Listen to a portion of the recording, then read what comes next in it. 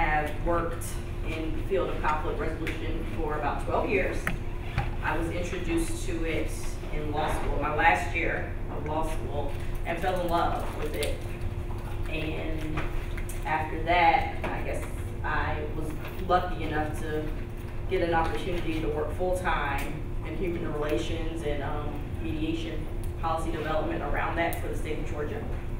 So I did that, and then switched gears, went into corporate in-house legal work. And while I was doing that, I worked with a lot of community organizations as well, and volunteer on boards and things, and got a lot of exposure to student organizations and all kinds of community organizations. So it dawned on me one day, with all of the policy and procedures that go along with student organizations, how do we take into the picture conflict resolution and the role that might play in how these organizations govern themselves? So, came up with a few educational materials that might help us consider that. So, why are we here today? If you think about student in a college-based organization, and if they're not exposed to conflict resolution training, then their leadership suffers. Without it, conflict could escalate, student retention could decrease, and campus violence and expulsions could increase. So we want today to talk a little bit about focusing our attention on the mechanics of what a student leader should do. You get a lot of education in this field with regard to the processes that a leader follows. But, let's talk a little bit today, hopefully, about putting that into action and what that really looks like when you are a student leader. We also would like to hopefully help the participants in today's session enhance their organizational leadership behaviors through our conflict resolution skill development. And then lastly, we will discuss some of the circumstances and kind of scenarios and where resources and intervention outside of consensus process may pose an appropriate, a more appropriate resolution to the situation. Okay. Benefits of being a student leader. So in general, being a student leader offers the opportunity for students to cultivate meaningful relationships, of course. And it offers the opportunity to pursue special interests, the ability to clarify a sense of purpose and identity, and the ability to develop interpersonal leadership, organization, and social skills. And on a college campus, these are all aspects that flourish, and it is obviously a true gift if you do have the opportunity to just serve in that capacity, or if you work with students who in fact do get to put those skills and qualities into action while they're on campus. So how conflict influences behavior. Okay, conflict is human nature. It is something that should be expected. It is not something to be afraid of necessarily. It is certainly a part of everyday life. And it is a part of every organization. And in the college setting, there are many variables that influence behavior, including conflict. So the goal of groups should not be to avoid conflict, but to use conflict as a bridge to a more positive group atmosphere. So the type of conflicts that you might see, this is just a sampling of some of the conflicts you might see on campus. Multiple roles in one group, which would, for role conflict, that's a type of conflict. You might have a person who is trying to be more than one officer or be in charge of more than one committee, and there's a conflict with the use of their time, perhaps, or commitments. And then the same thing if you have a person who might be in more than one group, and there's some competition for that person's time with within both groups. Another type of conflict that's common theme on campuses is interdependence as a conflict style, and that would mean intra-group conflict, i.e. conflict within a group, and then intergroup conflict, conflict within two groups. And here, there's a lot of issue that comes into play with groups that have certain stereotypes against other groups, and the more that they kind of just focus on themselves and never talk it out with the other group, the stereotypes just build bigger and bigger, and you tend to see everybody in that group in that same way. So it really is a significant opportunity for escalation of conflict. And scarcity of resources is another area where we see disputes occur a lot. So obviously, if you don't have enough people in the group to get your things done you want, that could be a source of conflict. And if you don't have enough money to get the things done you want, sometimes we see groups having conflicts over the way those assets are allocated.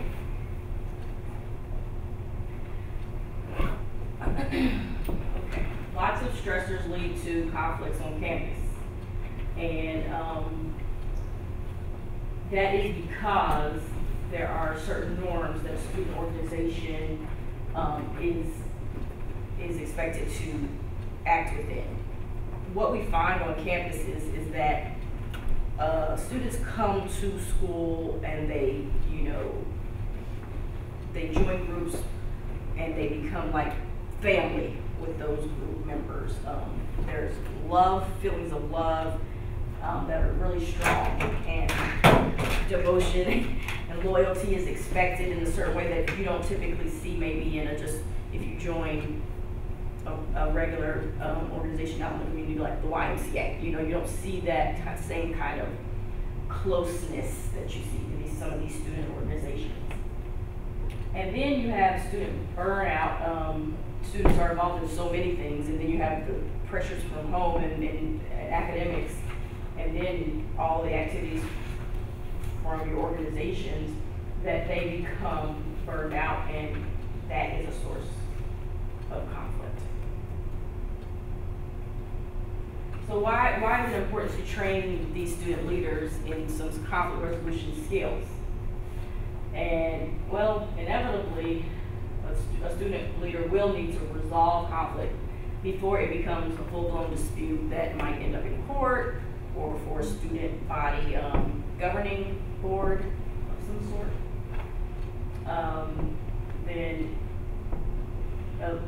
Okay, since the leader is in fact in charge of the group in some respects, people are going to be looking to the leader for answers, and so their conflict resolution skills and leadership skills will be tested. And another reason why the training is important is because you learn how important discretion and confidentiality are in conflict resolution training. And so therefore, when it's not used appropriately, that can even, further perpetuate a conflict that you might be in. And you lose trust. And once you lose trust, as some of you might know, in conflict resolution, it's very difficult to reach resolution. And then it's just, studies show that conflict resolution training is a vital part, an integral part of leadership effectiveness. So that is the final reason why it is important to have this training. One thing that I've noticed in my research is that personality types certainly lead to big stressors for student leaders, and it explains leadership style differences. So I attached, for anyone who's interested, a self-assessment quiz you can take on your own about personality types, and you may find some interesting information about yourself as far as the type of leader you might be, whether it's type A, type B. And that quiz is kind of just a very small modified version of the bigger personality tests. But I invite you in your leisure to certainly take a look at that. And encourage other student leaders that you know to do so as well, because once you know yourself, it's much easier to communicate with others effectively.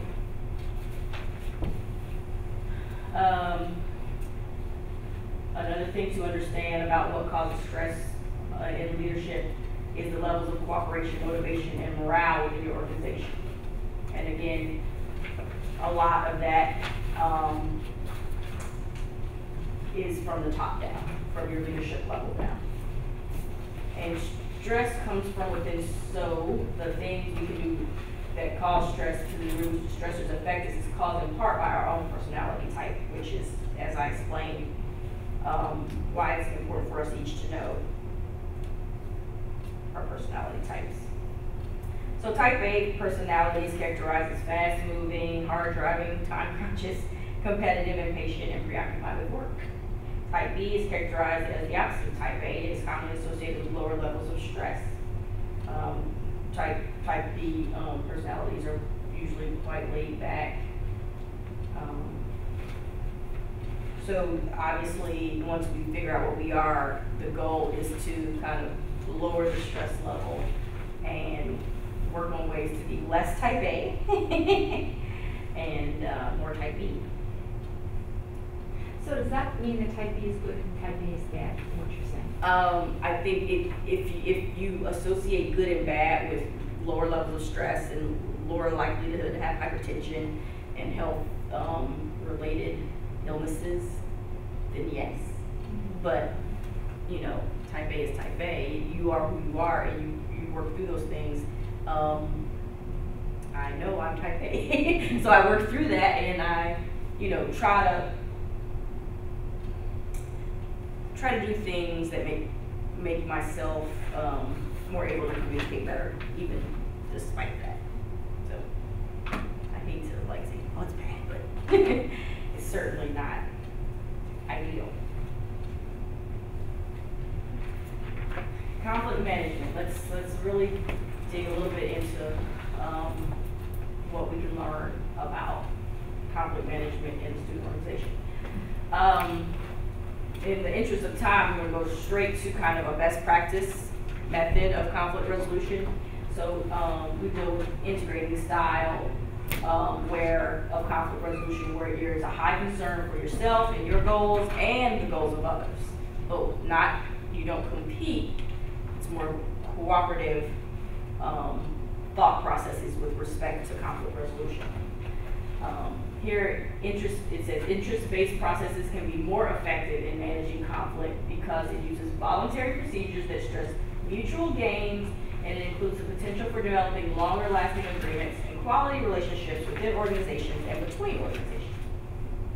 So if you are faced with the prospects of resolving a conflict as a student leader, some of the things you want to do is you want to identify your stakeholders, determine who actually is impacted by whatever's going on. Discover the history between the parties. Educate yourselves on the facts behind the dispute. Determine the parties' prior experience with consistent or collaborative processes to see if in fact you're dealing with people who are novices when it comes to conflict resolution or more sophisticated parties. Clarify the issues that are really need to be addressed between the parties, and determine what time and resources are available to support the process if they exist. And we'll talk a little bit more about that when we deal directly with scenarios, because on a college campus you are afforded a lot more opportunity and resources than the average person. Okay, so intergroup scenarios, we'll start with that one first. Okay, in my experience with student groups and looking at policies and procedures for these groups, I find that many times students are taught that organizations should solve internal conflict within a closed setting or go up the chain of command directly to the president or vice president. You know, you try to solve it, you go directly to the person you have a problem with, or you go up to your president or vice president. That's what we're typically taught. Even in our work environments, a lot of times we're taught to do that. So, but my question is, what if the circumstances exist that preclude one from talking directly to the person they're in conflict with? For whatever reason, you can't communicate with that person. You're afraid. You feel empowered in some kind of way. You know, there's fear of some sort of physical altercation. You never know. So there may be an issue, and you don't want to do that. So where are you left? You know, people have some of the places, more examples of why you may not want to talk to them directly. You might have a disability that prevents you, precludes you from talking to them face to face. Threat of physical violence, like I said, shyness in face-to-face settings, or you may have economic status issues that prevent you from wanting to talk to them. Then another question I have is, what if the leaders of the organization are openly biased? You know, they tell you to go up, but you know before you even go that that person is closely associated with the person you have a conflict with. What do you do?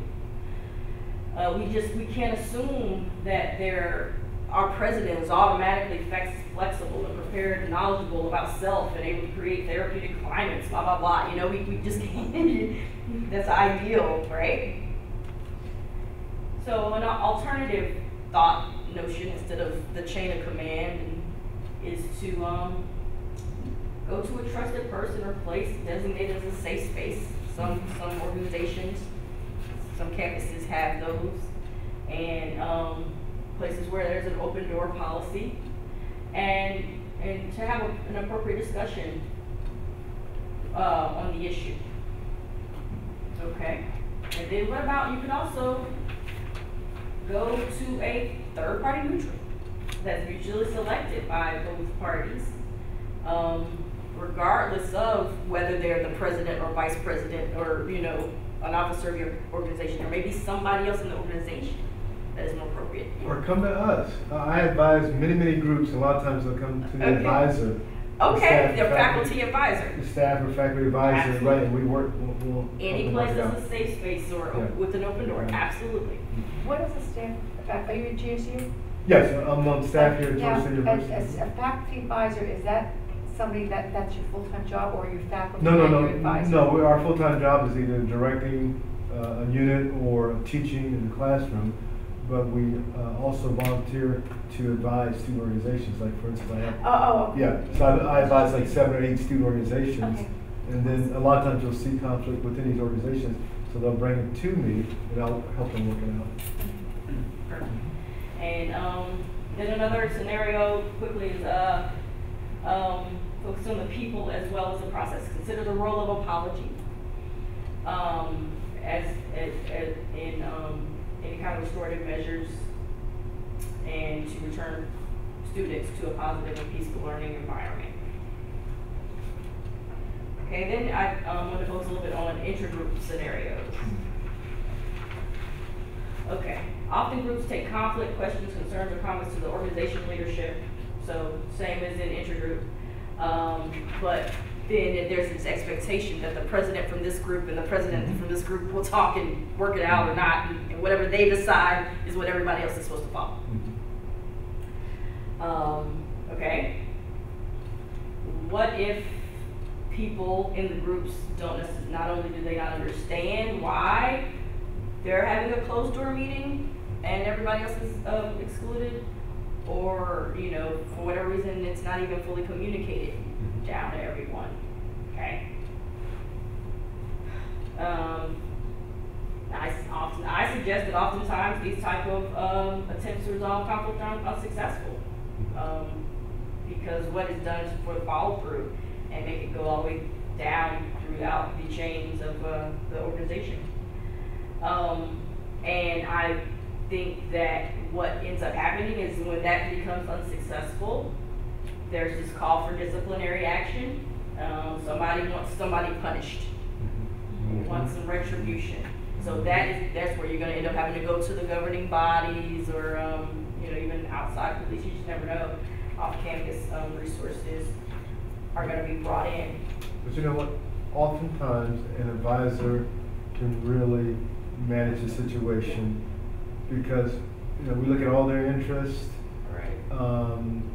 We love all of our students, but sometimes, you know, they think their interest is, you know, has higher priority than another student. So most of the time we can work it out. Right.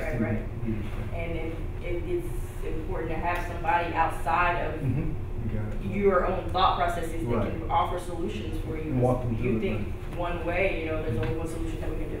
Right. I need to call the police.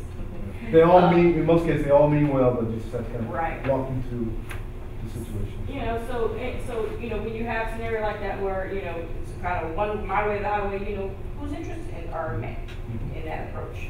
I would offer not much anybody's.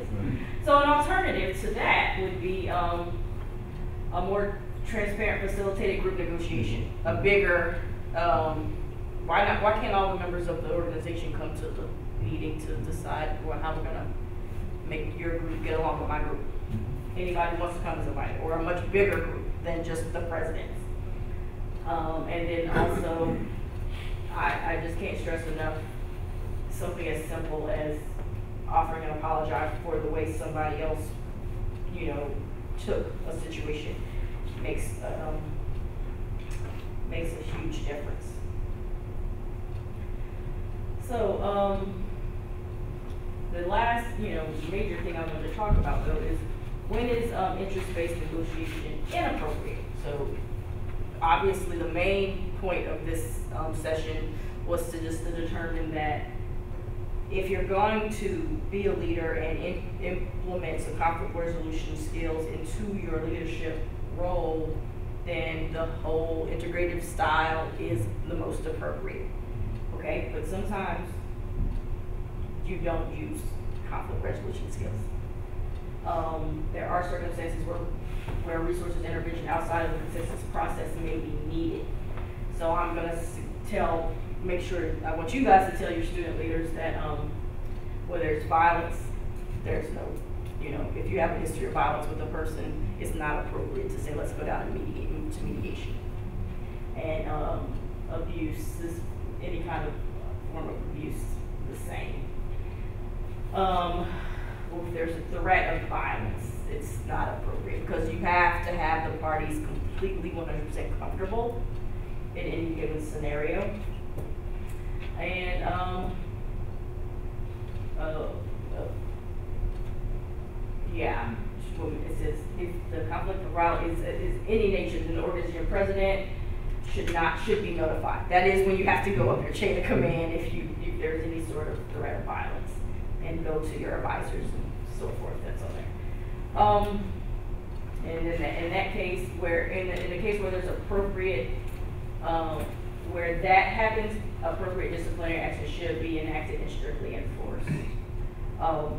So if an organization on campus wants to talk to a neutral third party, then obviously the organization who put on this event, the Ombuds office, is a great resource. They are, not only do they offer mediations, they also offer training. So there may be an opportunity for you to bring that into your organization or student organization, or at least to the leaders of a group of student organizations. So I definitely invite you all to think a little bit more about how conflict resolution could impact the groups you work with directly, and bring that into any kind of orientation or retreat type styles environment that you have with those groups. In addition to those resources, the Dean of Students Office on every campus will have a mediation specialist. Excellent. Yeah, so okay, as well. So that's 2 for sure, and there may even be others on this campus. I'm curious if they offer training here just on the kind of interpersonal conflict resolution skills. They do. I was looking at the brochure for the Ombuds office, and they definitely do. That's the majority of conflicts. Interpersonal, absolutely. Plus, we train our student leaders as well, conflict resolution skills. Awesome. So, I don't think many people in here are student leaders, or I know we have one student. Lauren, you are the example. When I first thought about this lecture, I thought about the fact that it really applies to any organization, right, because it does. So hopefully that anybody can take something from it. But obviously we wanted to focus on student leadership for this setting. And it's a day-to-day task, and we're working with a lot. We have over 200-something organizations here on campus. So yeah, so we're using this. Wow. For myself almost every day. So if you think about that, if you say there's maybe 4 or 5 leaders and every officer is going to go in all these student organizations, that's a lot. A lot. And in my office, we interact with about 20 student organizations, and there's always some interests that students feel are not being respected. I'm curious if you use any processes other than mediation. Sure. Yeah, for me, for group setting, I think it's much more effective to use facilitation. So that's just, a group of people, not just one-on-one or people with it's a group who has an issue with something happening. A lot of times you have people wanting to protest and things, a group wanting to protest something else happens. So you want a facilitated meeting that ends up being kind of, I call it quasi-public dispute type work coming from the public arena and having to deal with groups who had issues with something in government a lot. I see a lot of similarities with student groups in the same way, but it's not totally public, so I just call it quasi-public. So public interest dispute is a big field, and there is certainly a good source to manage that through facilitation. And I'm trying to think if any kind of tribunals, arbitration type things. I mean, there's a possibility that if you had something like that set up in your school, kind of like peer mediation or maybe mock trial type scenarios where peers make a decision on whether who's right, who's wrong, for lack of a better word right now. But as long as all parties involved respect the authority of whatever group is making the decision, it is appropriate to do some sort of third party tribunal similar to an arbitration type of thing. In my past history, we used to have boards that were established in certain communities, and so some of the neighborhood disputes in those communities, they agreed to accept whatever that board decided was the right, because they lived in that community too, so they presumably had the best interest, similar interests that the people who had issues. So that works as well. I have a question. Is it the training of not just student leaders, but anybody who lives in a dormitory in terms of conflict resolution skills? Anyone who's living like in the GSU dorms right now, or any dorms on any campus? I think the Ombuds office is open to students and faculty and staff, and I mean, I don't know who else. You don't know if there's current training and that type of thing. Yeah, there are. Yeah, if you honestly, I mean, I don't work for the Ombuds office here, but they absolutely offer training. Now, what one is specifically scheduled for right now, I do not know that. But I think what they do is more reactionary. So, for instance, if you came and said, we need some training in this dorm on this topic, then you would get the ball rolling on putting together something custom for whatever group. That's how. Ideally, it would be good if every student, right, regardless whether they're leaders or not. That's what I'm questioning. I mean, I'm seeing how much they have at GSU here. I work at GGC, and I know what's going on in the dorms. It's very different than when I went to college. our dispute, I mean, we didn't have disputes compared to what I'm also on the State Student Integrity Board. Okay. And so the stuff that I see goes on in the dormitories is like, oh my gosh. And so that's why I'm questioning, are the RAs, like, it's such a new school there, are the RAs trained here in the dormitories? And then beyond that, what you're saying is that before you even start living in the dorms, for students to understand conflict resolution skills amongst themselves and where they go, and like this gentleman here was saying about going to the advisor. I mean, student organizations could go beyond what he was saying, like 200 student organizations.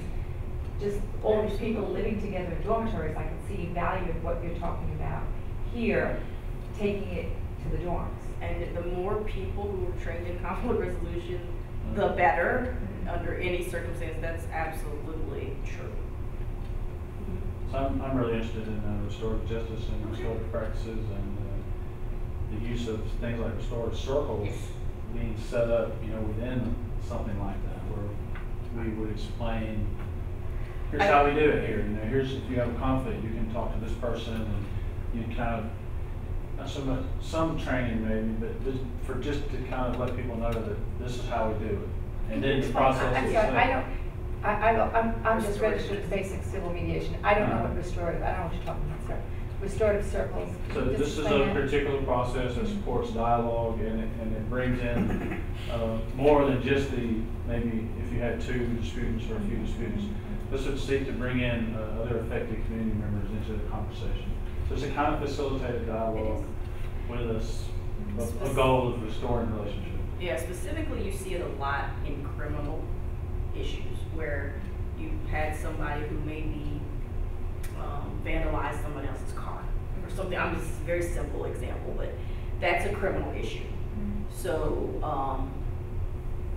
obviously they're going to have to pay for whatever the government tells them you have to pay. If that's jail, fine, whatever.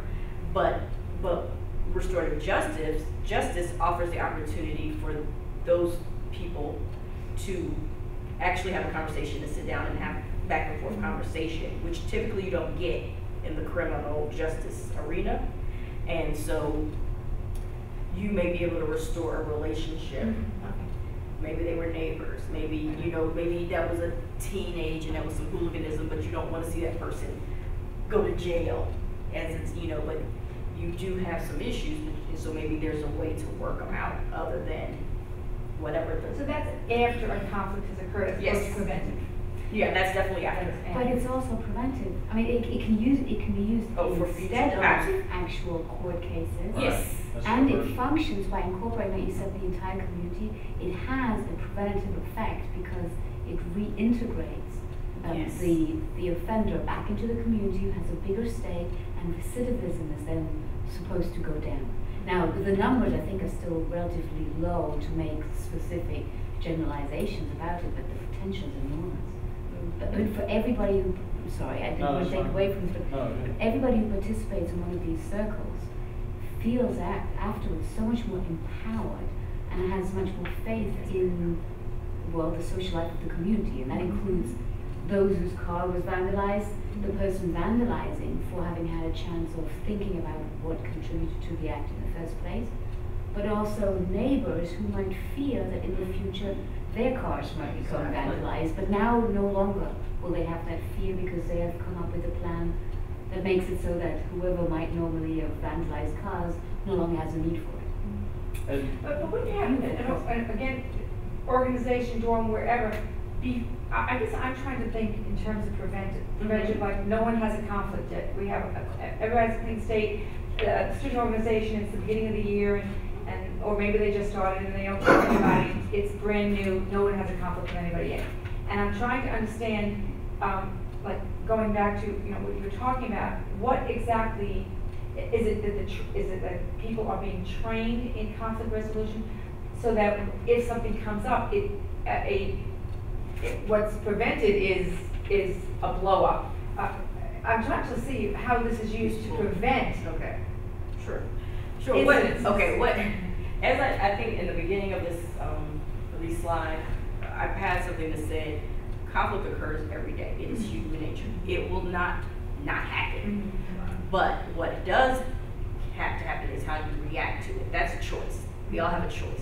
And so people who are educated with conflict resolution skills realize that I have a choice to get what I want out of this and the other person possibly get out what they want.